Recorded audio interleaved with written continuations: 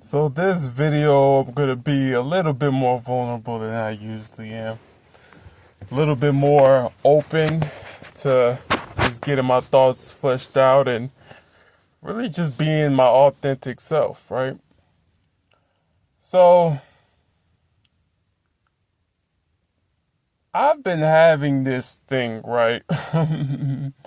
It started around the pandemic when I was in my close to mid 30s, where it was almost as if I was in a midlife crisis.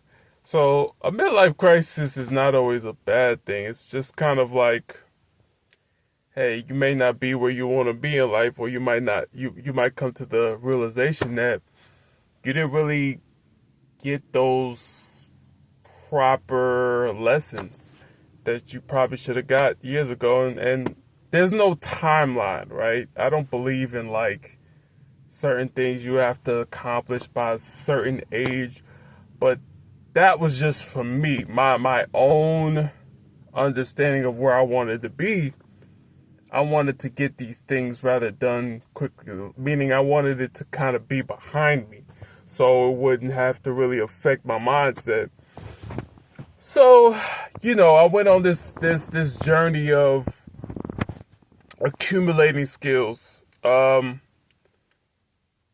I got into some industries that would be outside of my quote unquote comfort zone.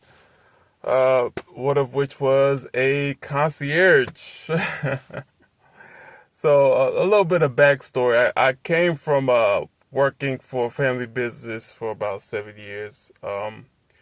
You know, happened, I guess, performance wise, wasn't a good fit for the family business. So right when the pandemic hit, before 2020 was over, I had to find something else to do. So, doing a lot of research, doing a lot of things I came across, mergers and acquisitions. Um, the information that I got was something that I saw myself doing. I've always wanted to get into buying companies at some capacity, but I didn't know where to go. Like I didn't know what to like look for, and then a lot of the information there is geared towards the corporate way of acquiring businesses, right?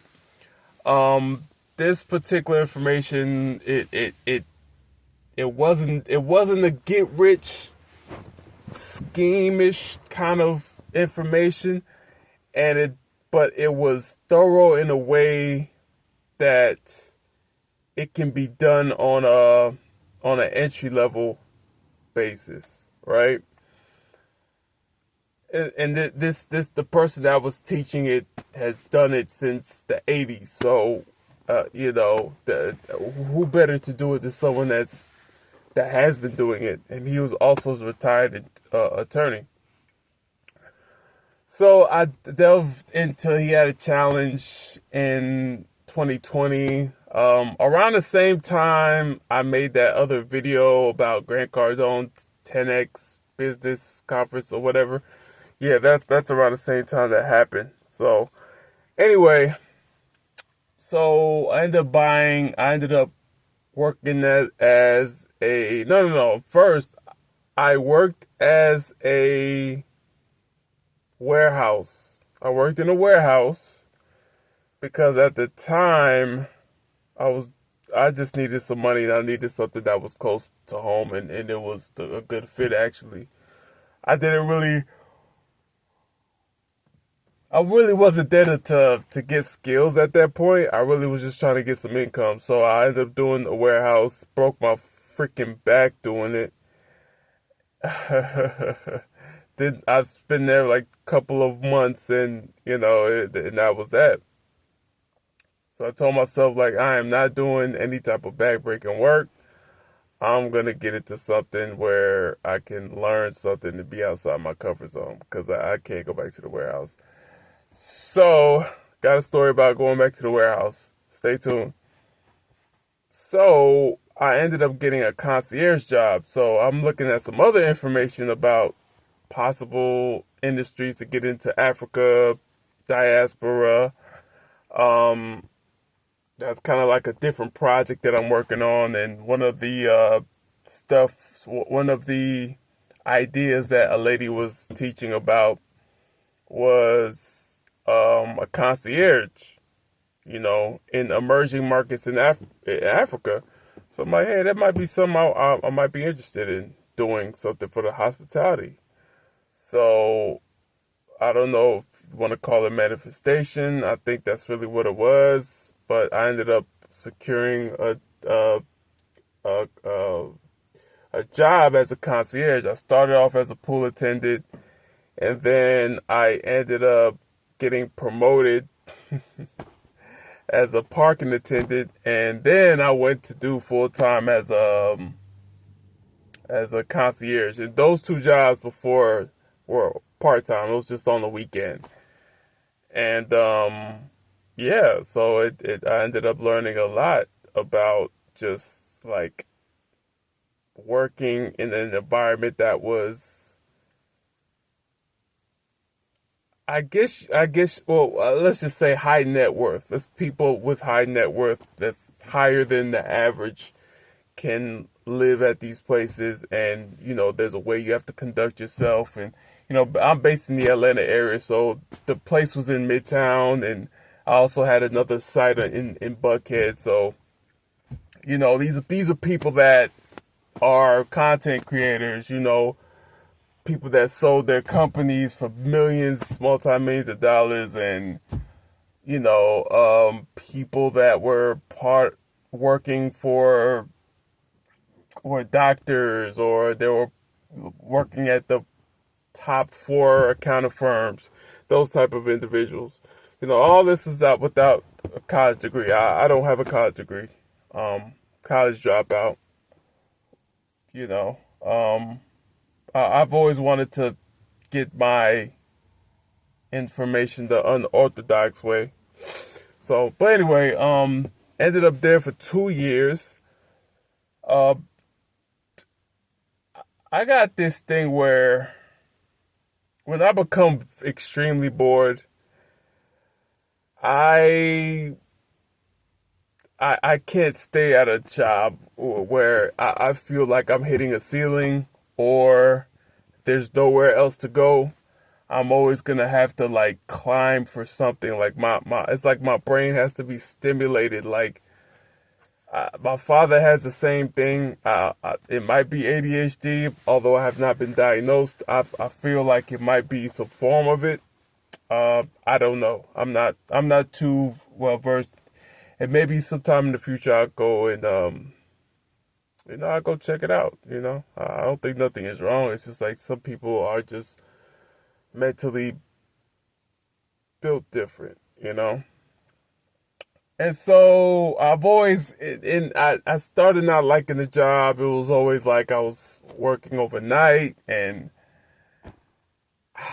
it just was a toll on my body, and I felt like I was still going back at the warehouse. Like the warehouse was an overnight gig, and it was a toll on my body, and I started to miss sight of what I was actually there for. I was there to get skills to learn more about people at that particular job, and you know, it just became a cycle. It became a dead end cycle, and I had to make that choice. I actually had to like quit that job. Just no 2 week notice, just like a 2 day notice at that. And I did that with the warehouse job, and that was getting to a point where like I'm a very hard worker, and that's to my detriment. A lot of people tend to take advantage of you. Um, I guess it's a Georgia thing. I don't know.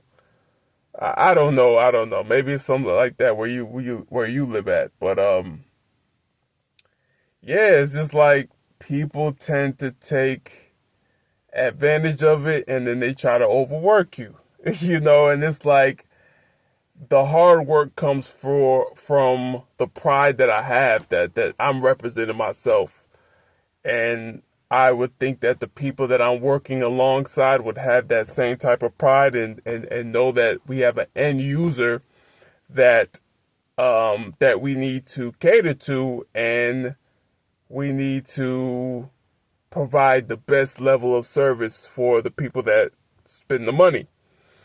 But there's not a lot of people that think like that, and even my lead that was there, I just kind of felt like I was doing his work. It was more than me just working there and just grabbing a paycheck. I was doing 10 times more things, and that's part of it, right? I mean, sometimes you are gonna take on a little bit more roles, but you should never let it. No leadership should allow that to be where it should overwhelm you. I got another story about that too, because in the next job after that, I became the victim of my own doing. So let me explain that. When I left this concierge job, mind you, I'm there to get skills, of course, to pay the bills, but I'm also there to get skills, right? When I read the Rich Dad Poor Dad back in high school, one thing I took away from that, and that book is it's a good book, but it's a lot of missing pieces on that book, and he writes that way because he wants people to buy his book. I mean, let's face it, like he wants people to keep buying his programs and things like that. Let's just be honest. But so one thing about it. So I ended up leaving that job, and I went to go to get into supply chain because that was something that I wanted to get into, and I ended up getting with one of the fastest growing coffee chains in the States. One of them. I think they're number 2 now. Damn, I probably gave it away. Ah, shit. I wasn't trying to give it away. But anyway, they're one of the fastest growing chains, right? So I ended up trying to get a sales job, but a coordinator so I'm coming from the hospitality, right? So, and I was searching for coordinator jobs, right? Coordinator in the hospitality world is a whole different meaning in the warehouse and the supply chain world. So I didn't know that. I'm thinking a coordinator was, I mean, when you think about the word coordinator, okay, you're putting things together, like you're coordinating things, right? You're matching things up. Which could mean the same thing for also the the hospitality industry, but they kind of don't, because the coordinator in the hotel industry is more like event planning and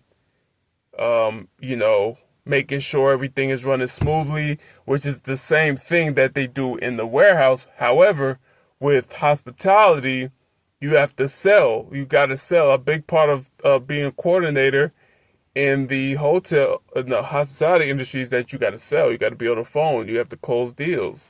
So, I did my thing where I was, I already invested in Grant Cardone's sales academy, and just really drilling it down, and I felt confident to really go out there.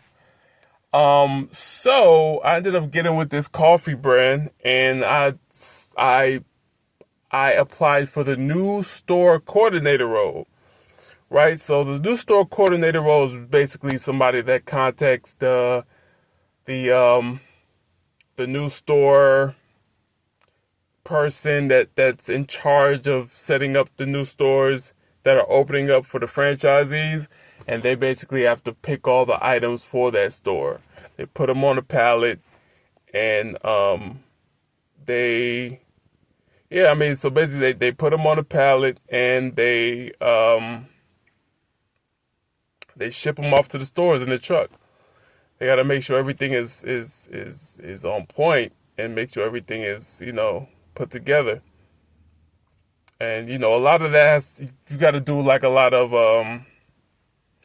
Zoom calls, calling with the corporate, going on meetings, making sure everything is on point. And it was something that I was very excited to do. Now, I didn't end up getting the job, and I ended up losing it to somebody who was already working there, which is great. I love companies like that. Like, pick the person that is working there first, then somebody outside. Like, that's perfect. So, they said they liked me. They said that they wanted to, they liked me. They like, you know what I'm saying? Like, they liked me. I mean, I'm not hard to like, So I ended up I like what the brand stood for. And I was like, I don't want to be an associate, but I like the brand, so I'll stay on board. Like I'll see what's going on. Like, and I'm bluffing at this time because I'm like, sure, I need a job. Like I got to pay I got to pay my bills. But in the back of my mind, I'm like, look, I'm not going to stay an associate. Like, I'm not going to stay an associate. Like, no, I'm not going to stay an associate. I kept saying that.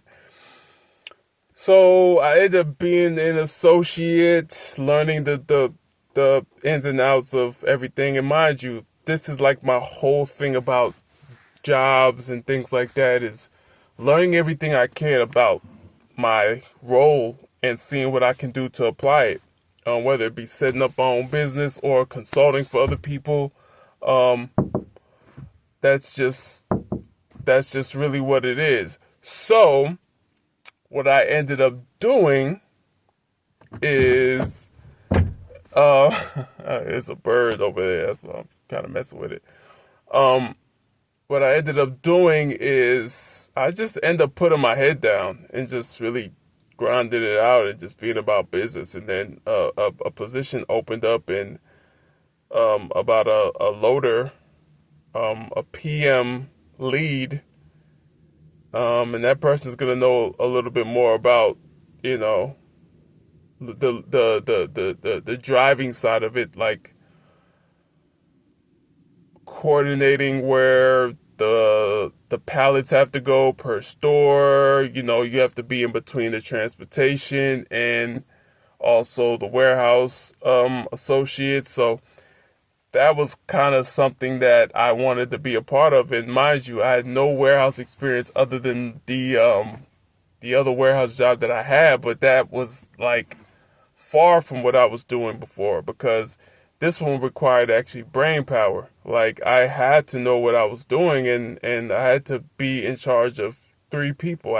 3 people were under me, loading trucks and things like that. And it was a very feet to the fire. I mean, I'm talking about jealousy. You got to deal with jealousy because people are coming. You're elevating above people who trains you. You know what I mean? But I've always been that way. I've always been the person that was, training the person that would eventually become my boss. But at this point in my life, at that particular point in my life, I wanted to take any opportunity to move forward, and I did not care what anybody thought, because I always thought about what happened in the past with me and what happened with for example, what happened with the concierge job, where I didn't mention this. A lead position kept being open, and I wanted to get that lead position, and I was the most qualified individual, yet I was being um, passed up for it. And I told myself that's never gonna happen to me again. That's never gonna happen to me again. I'm not gonna be passed over. And I just came in there with a vengeance in a positive way, and I accomplished what I set out to do. Um, so it ended up being a situation where I ended up loving my role, ended up loving the responsibility that came with it. I was in the office every day because it was new to me. So I made a lot of mistakes, and I was scolded a lot with my GM. He scolded me a lot, but it was good because, it really sharpened me, and it really showed me how well I can perform under pressure. That you just got to keep going, and keep that stoicism in check, in place. And it really made me into a beast. I'll be honest with you. Um, it got to a point, honestly, where I was definitely being I go and I grind. I really get it done. I really get my work done. And in the back of my mind, I'm knowing I have to do this mergers and acquisitions because it's still tapping me. And at that point, I didn't know what I wanted to do. I had so much things that I wanted to acquire, and I didn't really pinpoint what industry I was good at, because I knew I had to go through that. Me personally, I knew I had to go through these certain roles in these positions because I needed to get that. I needed to get that experience so that if I contact the business owner and tell them, like, hey, this is what I can do for you. This is what I can do for your your supply chain, and this is how we can reduce the bottlenecks. And I know exactly what I'm talking about, instead of just somebody that's that's just who acts like they know what they're talking about. It's a whole different conversation. I kind of want that leverage so that I can really provide that value to the business owners or my future partners. You can always get with someone. You don't always have to do it the way that I did. You can always get somebody who knows more than you, because that will kind of reduce your learning curve a lot, so that you don't have to rely on just your own. Because, two heads are better than one. Three heads are even better. So, it just took a lot of it took a lot out of me at that job. I was being pulled in different directions, and I'm a business oriented person. Like, I'm not just entrepreneurial. I'm a business oriented person, and I think being an entrepreneur and a business owner, they say it's two different things. But I like how business runs. I always try to see what I can do to improve operations. I think I'm more of an operations person. But there are other skills that I have no problem saying that I'm weak in, that I would love to learn a little bit more. It's all about the thing about being an entrepreneur, an effective entrepreneur, in my opinion, is learning a little bit about everything. Like, you're going to have those 2 or 3 things, or, that you're just good at. 1 to 2 to 3 things that you're, like, very good at, right? But it's always good to learn as much as you can, like, about everything. Like, your strong suit might not be accounting, but you got to know a little bit about accounting. You got to know a little bit about accounts receivables, right? Like, at that warehouse job, I learned about how to input stuff in Sage. You know what I mean? Like that. Like, it sounds simple, but it's really not. You really got to know what you're doing, but they have SOPs that taught us how to do it, so it really wasn't that big of a deal, to be honest. So the next frontiers will be the sales. So after I left that job, so before I left that job, I had the opportunity to go to Africa to my parents, to my father's homeland, and really unplug a little bit. So yeah, I did a little bit unplugging, but I did more working out there too. So I was a little bit, you know, I was still kind of coming back with that, you know, I was still a little bit burnt out when I came back, and not to mention I took a 12-hour flight, front there and back. But anyway, so end up going there with the ex-girlfriend of mine. End up going to Jamaica with an ex-girlfriend of mine, and then we spent a lot of time there. Then came back, and then I told myself, I'm getting a sales job. I'm getting a sales job. I'm getting a sales job. I don't know how good I am in sales, but I just want to get a sales job. End up getting a car sales job. I had that for like about a year, which I literally just like left there about a month ago. And yeah, that one was it. Like that one was the real pressure. A lot of that was a little bit induced pressure from other people internally, which I never understood. Because a lot of things about what like salespeople do, especially in that industry, and this was my first sales job, is that they tend to like create barriers that don't need to be there.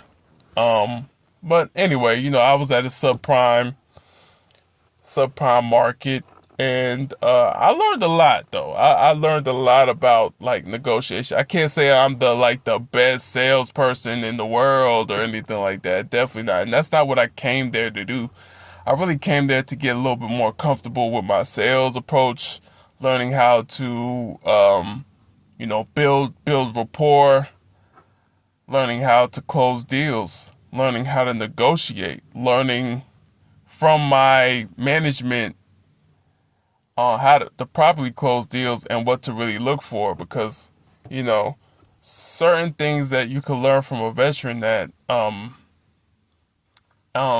you don't know. You just don't know. Well, a lot of things you can learn from a veteran that you don't know. And there's certain things that you might be picking up on that not necessarily your sales manager doesn't know. And the good thing about sales in the car industry is that you have a sales desk. So you always, if you're at a blockage, you always have somebody to help you. You always got somebody. And even if none of them are available, you always have like a colleague that you can kind of tap their shoulder, be like, hey, could you help me out with this customer? What would you say in this instance? It's always good to have that like team environment. But sales did turn me into a dog, meaning, it changed my life. It really will turn that pressure into a diamond. It told me a lot about how important it is to set your goals for the month and really putting your head down, and just like when things don't go your way, you just have to like keep that energy up, keep it up, and know that the next time it's just going to be you might close a sale. And also it makes you not take things too seriously. Even though even upon when I left, it still kind of affected me in a way. But sales really changed my life, because I know like deep down it's really a numbers game. At the end of the day, it's all a numbers game. You could have a 100% closing ratio, which almost nobody ever does. Nobody, like if people have 50%, but you are, it's always going to be a numbers game no matter how you look at it. Whether if you got somebody that's going to be making those calls for you, or you yourself are making those calls and you're knocking doors, or you're doing DMs, like you have to go through it. Like you got to go through those reps. Like there's no going past it. Whether it's a flood of people that's coming and you're selling popcorn at a sports event, or you're waiting on a up through your car dealership, or you knocking on doors.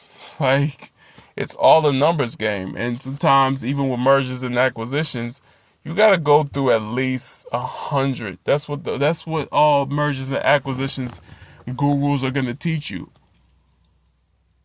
You got to go through 100 of them. And even like the private equity people, they're going through thousands, hundreds and thousands of prospects to find deals. Like everybody's going through it. So it doesn't matter. Like it's always going to be this machine that you got to keep going through. And had I known that before, had I known it was really going to be like a numbers game, which I knew it, like studying Grant Cardone and all that stuff, I knew what it took. But when you're actually in the field and you're doing it and you have to do it, it's like a different feeling, because you have to exercise those reps no matter what. And it's not about you being the hardest and the most like sales bro type of person. It just builds you. It really just builds you into somebody who's in an active service. Cause that's really like the best, in my opinion, that's the best approach, at least for me. Like you gotta be in a way of being in servitude, right? Like I want to help this person out. Like I want to help everybody out that I can. I want to help business owners. I want to help single moms. Like you always gonna have an ICP, which is a ideal customer profile. That's your target. So you gotta pan that out and say like, hey, this is who I'm gonna help. And I'm not going to stop on anybody till I find one person that is interested in my product and my service. It's almost like the evangel, and those Mormon people. Like, they just know, like, I'm going to touch as much people as I can. As long as I get one, then I'm good. So we could take a lot from that. So that's kind of like my brief journey into mergers and acquisitions. I'm cozy. So a lot of ways that I'm doing it is very unorthodox, because it's just a way of how I approach things. I approach everything unorthodox. Like I was that weird kid. Like I taught my third grade class, like we had this thing when I was in third grade where you teach, it's like kind of like show and tell, or in this case it was like showing them like a skill or something that you want to teach the class. I taught them how to shave at 3 years old. Like I'm just left field. Some would say weird, but hey, I like that. I like being weird, So yeah, that's just my like journey into it. I'm giving you like a rough. I'm here like no shape up, no nothing. I just in the back of one of my cars, and I just wanted to kind of show you that the foundation of everything, how everything started. So when I look back at this, then I know where I'm at. I know. I can look back and say, okay, this is what it really took. So let's, yeah. So like, got any questions, concerns, just let me know in the comments. I also have a free consultation link in my bio. Feel free, but I'm going to keep these videos coming, and I hope it provides value to you. All right. Cozy signing out.